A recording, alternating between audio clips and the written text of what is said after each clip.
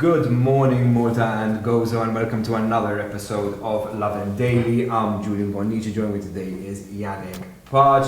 Got yet another exciting episode for you today. Our first story is all about a French youth being fined €2,500 for throwing a cat in Spinola Bay. The second story is all about how an attempt to build on ODZ land shows a classic case of taking advantage of Malta's local plan. The third story is all about how the Speaker and Republica are proposing serious changes to Malta's electoral system.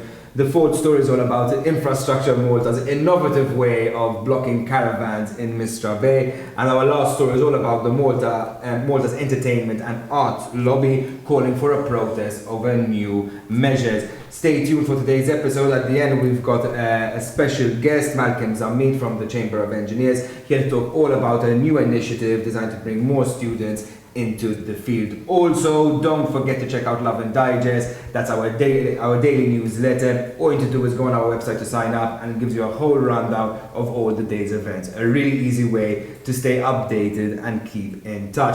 Yannick, quite a crazy story in Spinola Bay yesterday. So a French youth has been fined €2,500 after throwing a local favorite cat into the sea near Spinola Bay. He was arrested and charged in court after days of him and his friends basically wreaking havoc in the area and being a nuisance to residents. The cat did manage to swim back to shore and is safe, but the youth's behavior has left residents in the area fuming. He was found guilty in court of causing the cat unnecessary suffering. And the magistrate presiding over the case also had harsh words for the young man, who she described as a coward. She said that such behavior had no place in a modern society where animals should be cared for and not hurt. One resident who spoke to Lovin Malta about the youths and what they had been doing said that a day before the cat was thrown into the sea, the same youth and his friends had stolen a small boat from the bay and used it to ride to and board other larger boats. I mean, one understands that. I guess it's stuff that happens when you're young, but at the same time, it's important to learn that there are consequences for your actions. So it's good to see, I guess, that the case was resolved. Yeah, no, I mean, it seemed like just a bunch of young guys, having a bit. Yeah. I don't know if you'd call it that fun, but yeah, at least it's good to see the police taking action. I'm not too averse to handing out such a big fine like that, but I do think sometimes maybe a little bit of help or some therapy or something, because that kind of act to a cat, just kind of small, helpless creature, I mean, let us know what you think about it, what more could be done with regards to that. On to our next story. Basically, a stretch of green land is under threat by an application exploiting loopholes in the planning authority's local plan. The property in Bingemma, that's right on the outskirts of Imjar, is led sort of by architect Robert Muzumechi, who's planning essentially to turn a stretch of green land into a 3-bedroom home. Now, what Muzumechi has done, I think, is made a really clever interpretation of Malta's local plan. Essentially, what it says is you can only build on ODZ land if there are 3 dwellings next to each other. Basically, what this road has is 2 structures. One of the structures was converted into a maisonette and a flat just 2 years ago, and Muzumechi is arguing, hey, this actually constitutes 3 dwellings. Now, the case officers of the planning authority have also rubbished these concerns, as has NGOs and even ERA, who said, once you build that, it's going to create such a dangerous precedence for the area, because then it will actually be 3 or more dwellings, and all the area around it will sort of start being fair game for development. Robert Muzumechi actually issued a right of reply to Lovin Malta, dismissing consent, that he was abusing the system or doing anything like that, actually pointing the finger at politicians, right? We've had these local plans from 2006. Everybody complains about them, but nobody is actually willing to do any change. Now, what he said is, once Parliament changes, then I will follow the rules. But until that happens, I'm going to follow the rules on how I interpret them. To a certain extent, I agree with him in the sense that the system can't be based on the goodwill of architects. Like, if a client wants to do something, the architect is going to find a way to do it. So ultimately, yes, it is the politicians, it is the country's policymakers who need to ensure that policies written don't have loopholes, aren't, and just get going with it. We've been talking about it for years now, but it hasn't happened yet. From planning now, we're going to move to elections. As you know, we're in the final year of this legislature, and both the Speaker of the House and civil society group Republica have last week come up with proposals on how the country should reform its system. Yesterday, Republica published a 25-page document which includes proposals like banning snap elections, giving more resources to the independent media, and introducing restrictions on the government's ability to dish out contracts and jobs in the final year before an election. The group also stressed that before any reforms, politicians need to stop breaking the law themselves, as they currently do. As we know, it's very common for politicians to give out gifts and favors before an election, but this is, strictly speaking, illegal according to our laws. So the group has said, obviously, first and foremost, we need to actually start following the law, and then we can talk about taking it further. Obviously, they stress the importance of limiting the power of incumbency before an election, because ultimately the functioning of any democracy is based on free and fair elections. And our Speaker Angelo Farrugia has also made some recommendations of his own. Farrugia said that in order to clamp down on clientelism, that Malta needs to scrap its electoral district system and move to a party list system. He says this way voters will be voting for a party rather than a candidate who can do them favors. I don't know, what do you think about the... Yeah, no, I think actually some really interesting proposals, right, over there, particularly from Speaker Angelo Farrugia, right, who's essentially proposing one district, right, and a party list. So I don't know about you, but as a voter, one thing that's really frustrated me is why I could never vote for people outside my district. Yeah. I don't know what district you're on, but usually my district's kind of is of a who's who of not to vote for, essentially. So I'm always really stuck on who to vote, and I'm always jealous about other things, other things happening. I also think and one district system will also finally help Malta get a third party, have a different political voice in our system that can actually help enact some change, whether it's a Green Party, whether it's a right-wing party, whatever you want, we'll actually get some political pluralism. When it comes to Republicas, I actually think also interesting quite as well, right? But I think they cover more the ethical concerns about elections, which we know in Malta all too well. I mean, people have already started calling me up, constituents. And things we're used to it. Yeah, like no one. It's been completely normalized. I don't know about you. I hope there's going to be some serious change, right? I wouldn't hold your breath. We'll wait and see. I know. Once bitten, twice shy, as they say.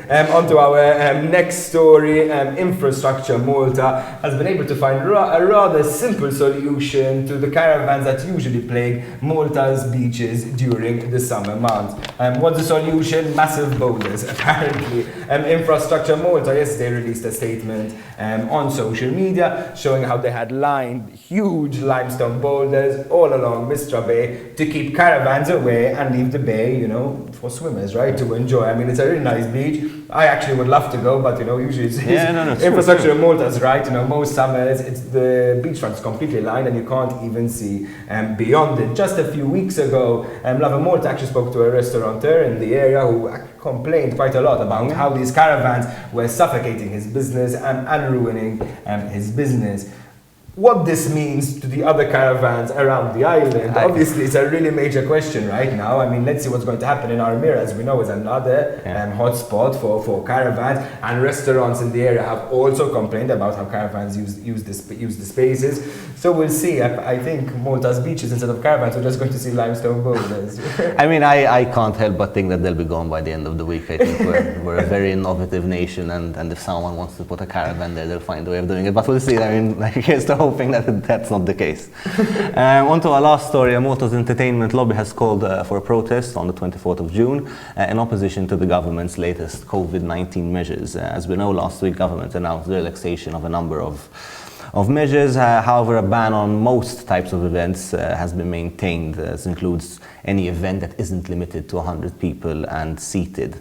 The Malta Entertainment and Arts Association yesterday demanded that authorities provide a suitable reopening plan, one that would take the industry from the current time to the end of the year, so that they could obviously plan how it is that they're going to get back to normality. The association said that while it understood public health remains a priority, the current situation is not creating a level playing field with other industries. It has obviously said it was open to discussing the matter further, but stressed that the current situation was not sustainable. I mean, one feels for them because it is true, does feel that they have been disproportionately hit at this point, especially when you consider that kind of people are getting vaccinated, so it's more difficult to hold back. On the other hand, I guess public health concerns are what they are, but I mean, maybe some more information about what exactly the concerns are would be good, because there seem to be quite a few contradictions in this. I don't know what you think. Yeah, I think that's exactly it, right? There's a lot of inconsistencies, right? Because you can have weddings, you can have this, you can do certain things. So I cannot. You can go to a gazine if you're a minister. Exactly, as part of there's a village feast and your minister is opposition leader and MEP are visiting as well. So really, I do actually feel quite a lot of sympathy for the people in the industry, right? It's been almost, a year and a half, you would say, of, effectively earning very little income to no income, so I can understand how the frustrations are building. However, I'm a bit cautious about whether this protest is going to be taking place, right? So I think the 24th June deadline is quite telling, right? They're really giving the opportunity for government to come in and change the proposal, introduce a new measure, and I could start to be corrected, but I can imagine in a week's time we'll be hearing a little bit of a different story from the government. Let's hope so. Let's hope so, for the people in the industry and for everyone. Let's start returning to some kind of normality. That's it for us just for now. We're going to go to a short video, but when we come back, we're going to have an interview with Malcolm Zammit from the Chamber of Engineers here to talk about a really cool initiative they're working on.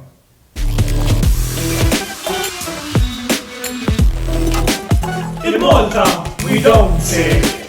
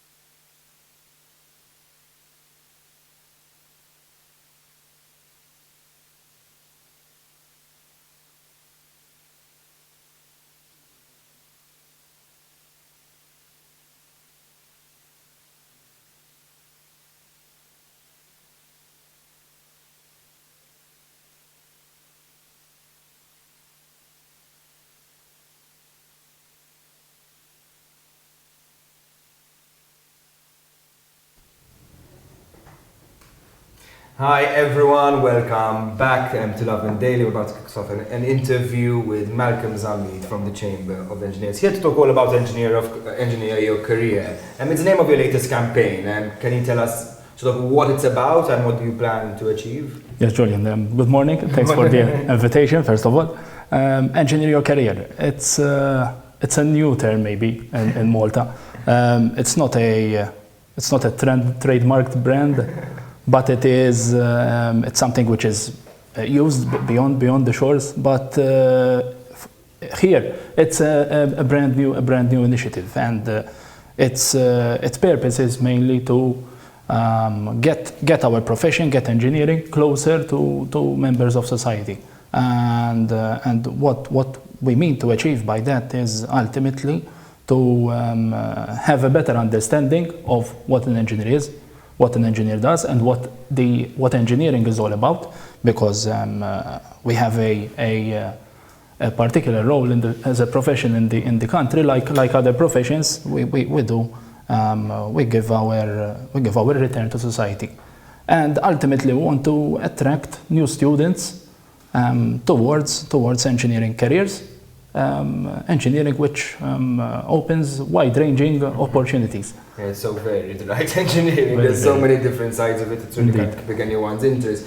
But why do you think such a campaign is needed nowadays? Like, why is it so important? Yes, it's important that we understand what triggered it. What's the source? So in the past 3 years, the chamber made an observation, and it was not the chamber alone, but as an entity, we made an observation that there was a decrease through the past 8 to 10 years, a decrease and quite a regular declining pattern in the number of students who are taking up engineering courses. And I have to emphasize that this is not a local phenomenon by itself. So we are active also in various European fora, engineering councils like us and chambers from all over member states and non-member states, and they are all observing a certain decline or lack of interest in taking up not only engineering courses, but what we call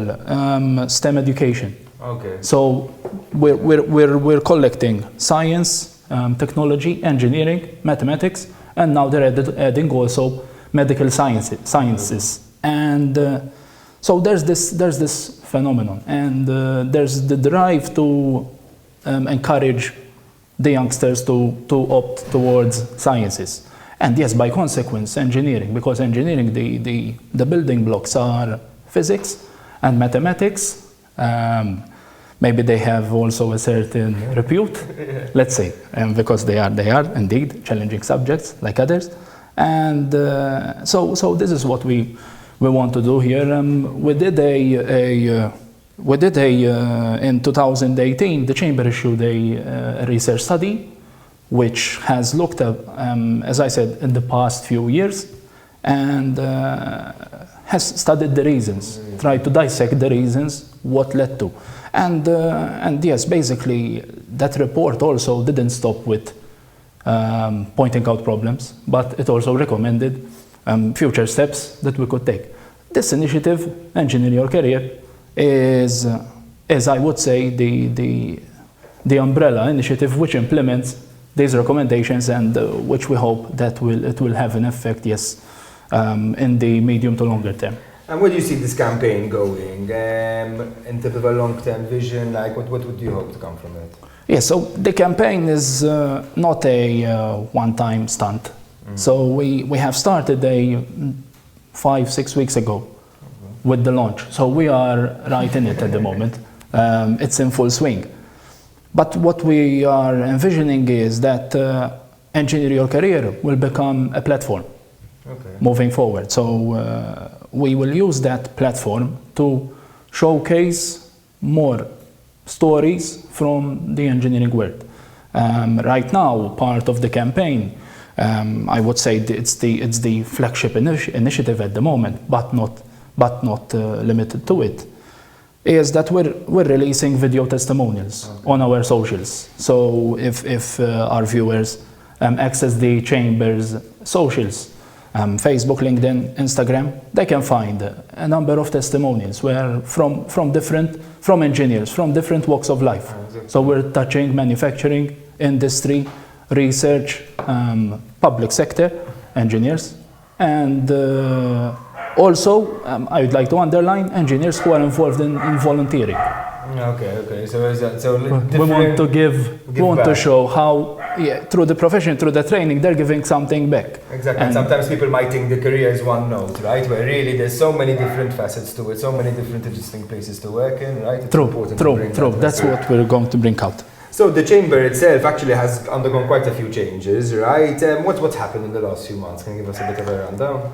Yes, it was quite a flip of the page, I'd like to say. So I'm explaining this, and also as a team, we're looking at it a new chapter for the chamber. We're part of a book. So the chamber started in 1978. It's 43 years old. So we are continuing that mission now, and the changes essentially were, apart from taking the post of president, we have also a very new executive council. So together with me, there are 10 other colleague members, engineers, who are now a younger generation. Okay, so the past, our past colleagues are still supporting the chamber, but the last annual general meeting, we have made way for younger blood. So we have new faces now. There is a renewed energy, and I think that is important for us. And we are also projecting is that for the first time since its foundation, the organization has now the largest representation of female engineers. Okay. So as we all probably know, and there is also this perception that engineering is a male-dominated industry. It has improved in the past years in the sense that we now have much more. The profession is clicking the right button, even with girls. So we now have a more mixed demographics, but we're still far away from where we want to be.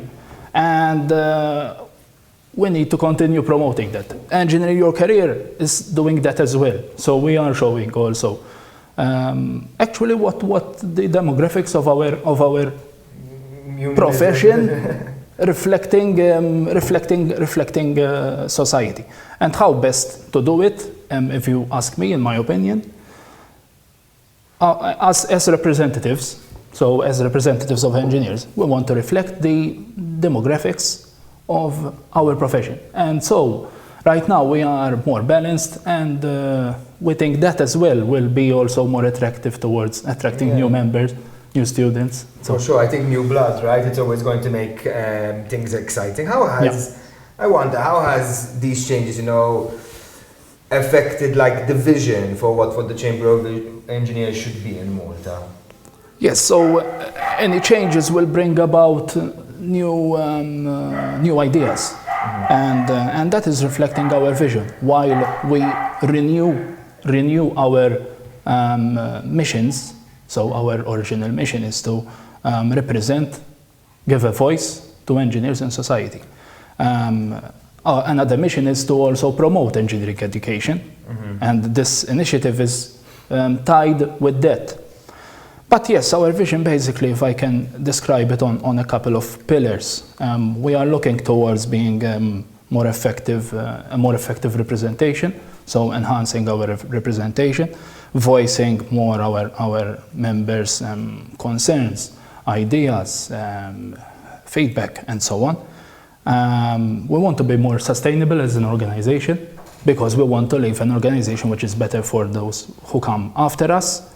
And we also want to, on two other pillars, improving our member relations, so increasing, supporting more collegiality in the profession, supporting an idea that we can arrive to solutions together, talking around the table and coming to solutions. And yes, public relations, that's very important, because we understand and we appreciate that engineering is in the public eye is maybe a bit shrouded. So we want to also project that more.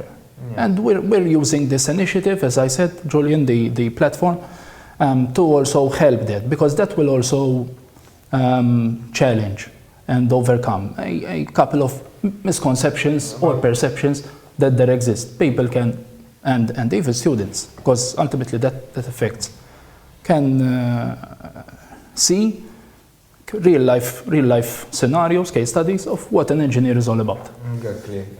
So actually that's what I wanted to tell you, just a bit about the vision. So like the situation a bit in Malta, if we can speak on a wider note, so at least something I've noticed, and correct me if I'm wrong, but I see more and more, people picking up the tools, right, that can sort of make you, do engineering work, not necessarily being an engineer. You can pick up the tools and the next day suddenly go operate on a field with no qualifications, whether that's electrical engineer, whether it's civil, whether it's on a construction site. How does the chamber engineer plan, to address these loopholes? Are they concerned about it? Yes. So you're explaining it in a way that essentially you're mentioning the tools, and the tools do not necessarily make you what you want to become. So we emphasize that you need the tools, you need the training, and you need competences which are verified. So in this case, if I'm understanding you correctly, now that you mentioned, yes, you make reference to the construction sector, and yes, this might affect a wide-ranging field, because you always have those who bypass a bit the system. But the principle is that you need, I would say, you need regulation to keep the professionals or tradesmen or craftsmen in check, to make sure that there is also accountability with it. So when I say verified competencies, you need either an institution which verifies that I have my training, or you need an authority which says so. Yes, regulation is key at the end of the day, because you want to make sure that an authority has, for example, a register of who is competent to perform in that area. That applies to everyone. I'm here representing engineers. We have the engineering warrant. I'm conferred my warrant from the Engineering Profession Board, and there is a public list of warrant holders, who they are. And another side to it is that as professionals, we are covered by professional indemnity insurance, which is also which is also something which adds to the accountability of the matter. So yes, we take stock of what you're saying. It's part of our job to be there, but we also contribute when there are relevant consultations. We also contribute to, so that on a national level there is this principle applied of verification of competencies, the right person for the right job with the right skills, with the right competencies, and that applies across the board, not only to engineers. No, exactly, to everyone, right? Just before we leave, just one really quick message to any potential engineers who are following this show, and why they should maybe join your sector. Yes, my appeal. So basically, the Engineer Your Career is, as I explained, about spreading the message and explaining more about the engineering profession. So my message to the viewers is, especially if we have youngsters or we have parents viewing us, that if you have that curiosity of what engineering is all about and you want to get a taste, follow this campaign. You'll get to learn more about this. But also know that there are lines of support that you can opt for. So besides having the career advisors who can help you, the guidance teachers, which we are also in good contact with, so that we can support them with these resources. But also know that you can contact the chamber as well. So as a chamber, we want to be available also to who has inquiries. The best way to mitigate any misconceptions is just to address it. And we are available. To do that. So any small flame of curiosity, we're there to help it grow into something larger. So you heard it there. Go check out Engineer Your Career. It's of the Chamber of Engineers. It's a really interesting initiative for anyone interested. And that's it from us for today. Have a day full of loving.